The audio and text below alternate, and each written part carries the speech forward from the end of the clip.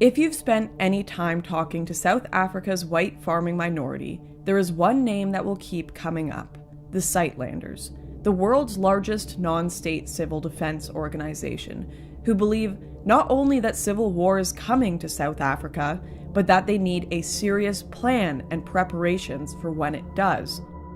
I sat down with Simon Roach, head of the office of the Sightlanders HQ, to find out more. We recently had a protest in South Africa against farm murders.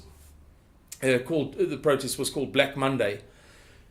No buildings were stoned, nobody was assaulted, no women were raped inside alleys, nothing was burnt, no city halls were burnt down, no municipal offices, no nothing. It was entirely peaceful.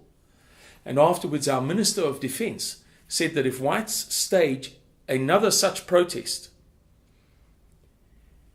they will bring a civil war upon themselves. They will provoke a genocide. Fundamentally, we're saying we believe that the trajectory of our state suggests that it is going to end badly, that this trajectory is going to collide with a wall or a window or whatever.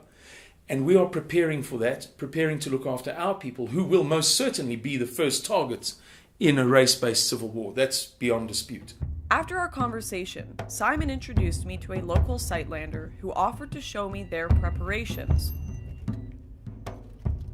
Okay, so these are the preparations of the Erasmus family, which includes a hydroponic system to be taken with them in their vehicles in the event of a civil war, a nationwide anarchy crisis. And these will be laid in their vehicles and taken down so that they can start crops from scratch in any remote area as long as there's water. So they have five cars in their clan, you could say, and then they have that truck that will carry a whole lot of stuff. When they move out, they're building a sort of canopy for the truck for refugees that they will pick up. It's obviously just in the early stages. That's a dryer for all the veggies. You can even dry meat inside it, and to prepare that food. That can keep us 2-3 years, definitely. The family doesn't use it for its day-to-day use. It's specifically a preparation for a nationwide anarchy situation. The scale and thoroughness of these preparations would make you think the apocalypse is just around the corner, but Simon assured me that these were only the preparations of one of thousands of others across the country prepping in the same way.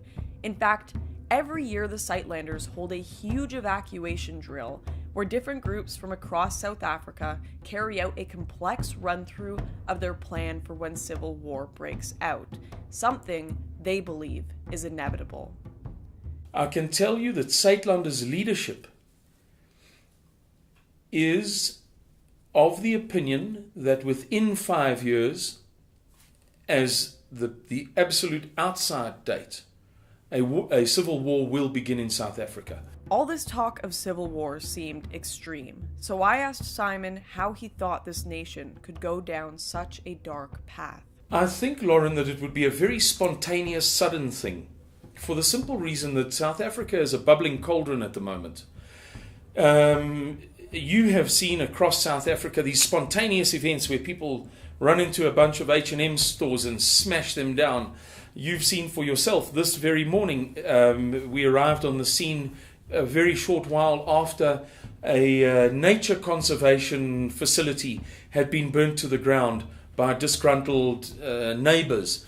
Perhaps it was people who felt that they were owed more jobs or something. We don't know. But these things happen so quickly. And so many people are embittered at the moment. Our government is woefully unable to provide modest governance. The Sightlanders have been criticized by mainstream politicians and media alike for their dramatic approach in dealing with the country's problems. But as the crime wave deepens and the government's anti-white rhetoric is now being realized in legislation to take white land, I have to wonder, if we were in their shoes, would we be compelled to act in the same way? And could the Sightlanders be preparing for what is becoming an ever more realistic, bloody future in South Africa? Thank you so much for watching this video. I just wanted to let you know that this is actually just a short clip from a much larger documentary project I'm working on called Farmlands. Now, there are a million ways you can help with this project and spread the word about the situation going on in South Africa. If you want to know how you can do that, go down to the links below or visit farmlands.online. I'll see you next time.